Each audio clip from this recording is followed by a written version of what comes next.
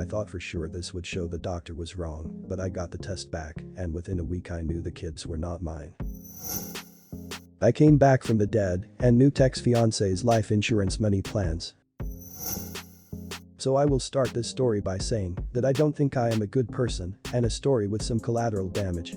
But this is a story about one bad person getting revenge on another bad person. Backstory: I, 34-year-old male, was raised by a single mom because dad passed away when I was younger, but I had many male role models and older brothers, and he left behind a generous life insurance policy, so I largely had a good upbringing. However, I was not ever very social, and from my early teens I spent a lot of time in front of my computer.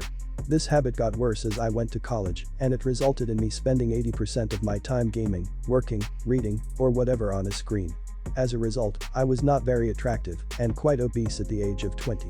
For these reasons, I never really dated and did not even lose my virginity until I met my ex-fiancé. On top of this, I was raised very religious because my mom became really religious after the death of my father, so I always thought it was a bad idea to play the field. The only thing I had going for me was that I had become somewhat proficient in several coding languages and expanded on these in college.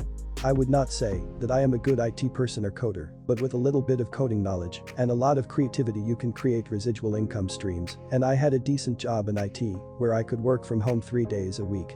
At the age of 24, I was still overweight and a social reject, but through my mom I met a woman from her Bible study that would eventually become ex-fiancé, 36-year-old female. We hit off and started dating. She had a 2-year-old son at the time, and they became the only thing in my world that I cared about. It did not take me long to get physical, lol, all those years of pretending I was saving myself went out the window when I finally had the chance to lose it. To be honest, she really broke me out of the shell. I had become more sociable within a couple months of meeting her. I even took on a fatherly role for her son, and within 6 months of dating she got pregnant. Being the religious person I was, I immediately proposed and wanted to marry before the birth of the baby. Then she dropped a bombshell on me: she was still legally married to a guy in prison. This did not bother me too much as she had always talked about her troubled past, and I thought I would be the one to save her from it anyways, so I just took this as it came with the territory. She began the divorce proceedings shortly, and we planned to get married as soon as those were finished. I was riding high after the baby was born, and I thought I had really carved a place for myself in the world. I even started losing weight and spent less time online than ever. She was always kind to me, and I thought we let each other know everything we were thinking. Boy, was I wrong. There were a few red flags that I was too love-struck to see. 1, she told me early on that the only reason she got involved with my church was that she was on probation and had pending court cases and thought it would help her case. 2, despite me earning a comfortable 6-figure income with side projects and my main IT job, she insisted that she keep her part-time job, and my mom had to help me take care of the kids to deal with it. 3, she knew way too many people. Like, what suburban mom with a secretarial job has 200 contacts in her phone? 4, we kept delaying our marriage due to sick relatives or other issues, although she did go through with the divorce to the prison guy. Then something happened that shook me out of her spell. She got pregnant for a second time, and this time with twins. We had only been with each other for around 4 years, and we were about to have 4 kids. 2 more than I thought I would ever have. She claimed she was on birth control at the time, so we were not using condoms. Anyways, after the twins were born I started seeing my doctor about a vasectomy, and my ex-fiancé encouraged it. I wanted to get some swimmers frozen before the operation because we could completely change our minds in 5 years. So I go in for the visit, and the doctor comes out to tell me that my sperm count was low and they were mostly immobile, but this problem might be temporary and I should try to eat a healthier diet and stuff for a few weeks and come back. When I came to the second appointment and the same problem arose, the doc started doing some investigating, but you know where this is going. So, the doctor says that it's likely that I am infertile. This turned out to not be completely true, as I now have a child that I know is biologically mine, but it still propelled the following events. I mentioned that I had 3 biological children, and the doctor looked anxious and started talking, but I was in shell shock and did not really know what he was saying. I think I left the doctor's office before they were even done with me. I did not even get in my car, I just walked until it started to get dark, and eventually called an Uber to get home. My fiancé was worried and already asleep inside, and I just lied to her and told her my car broke down, phone died, and I was at the mechanic late and forgot to let her know.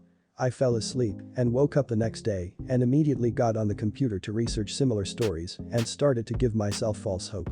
The first post I read was about how fertility assessments are not true and I should 100% get a test.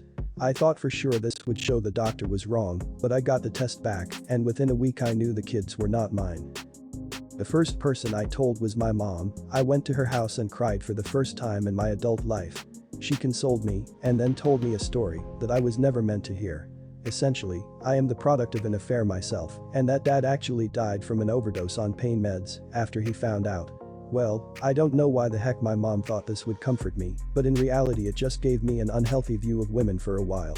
After the story and calming down, she insisted that I man up and honor my commitment to these kids because I am the only father those kids had ever known. Up to this point I had always been a pushover and I really considered her words to me for about 24 hours before I completely snapped.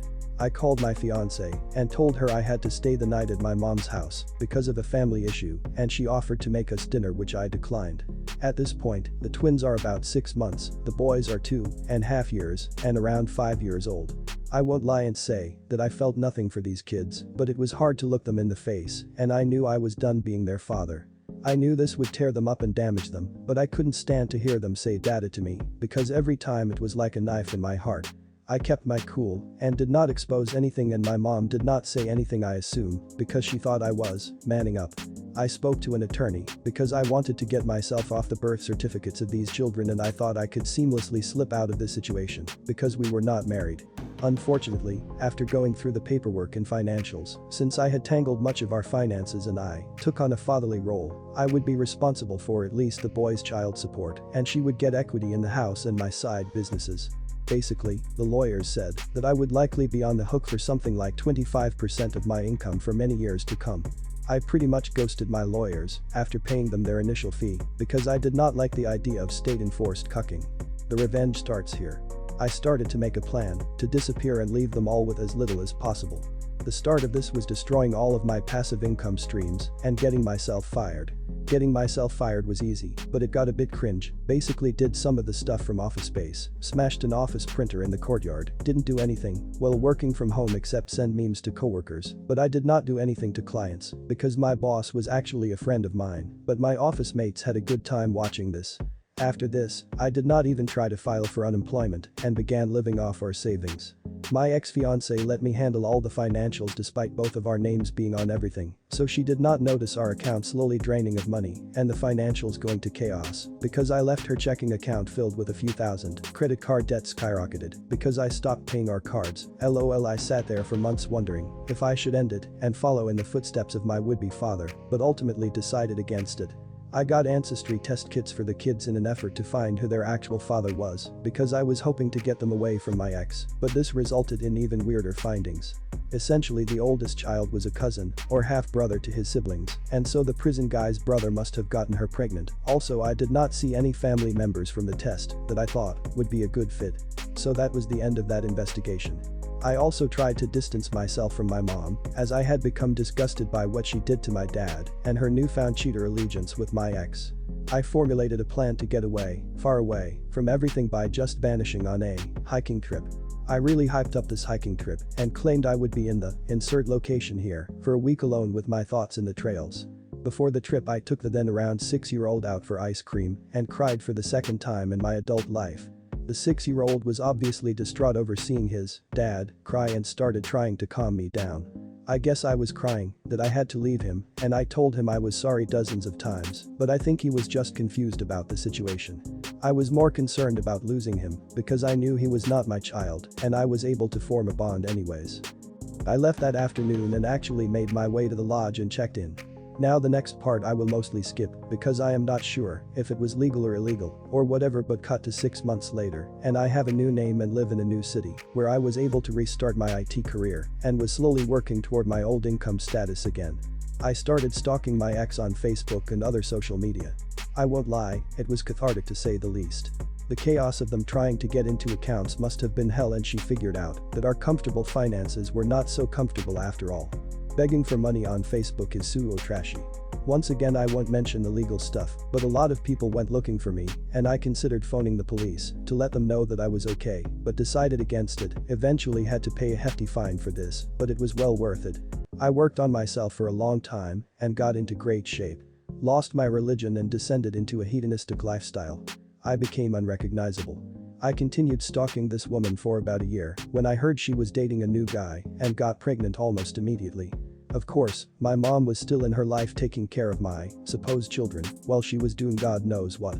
Then on the 1-year anniversary of me leaving, she posted a memorial page for me. This made me decide that my revenge was not quite done, and I decided to call up my brother and let him know I was alive. My brother and I had drifted over the past 10 years, but he was blood and was always there when I was younger. I told him why I did what I did, and we caught up, and I asked him not to tell anyone yet, and he agreed.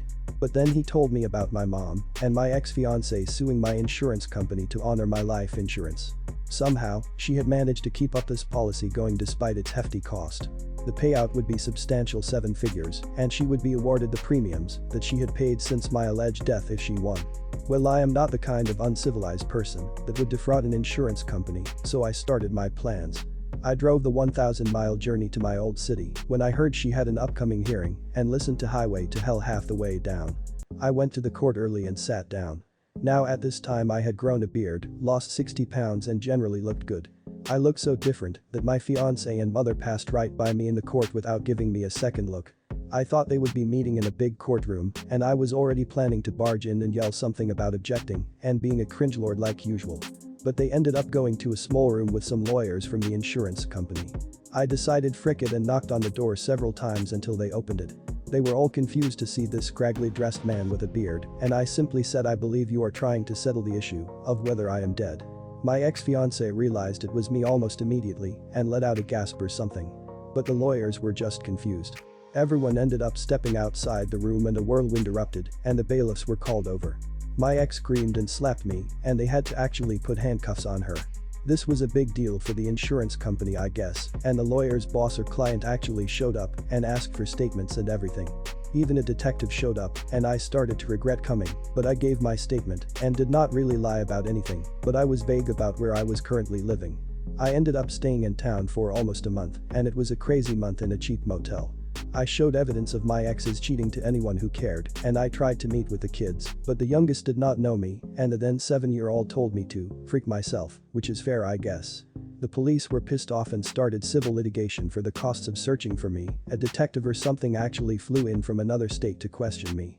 Luckily, this whole time I did not get arrested for anything, as I did not want my fingerprints being linked to my new name and such. Essentially, I had to pay a large fine and immediately paid the fine in cash to the surprise of the police. As far as I was concerned, I was done with this town. My ex-fiancé served me a civil lawsuit for multiple different things, and my mom helped, but I was a leaf in the wind long before anything came of it. I am back in my new city and never plan to go back. I stopped spying on them after a few months of ruining her insurance plans and moved on with my life. This happened some years ago, and I am much better off now.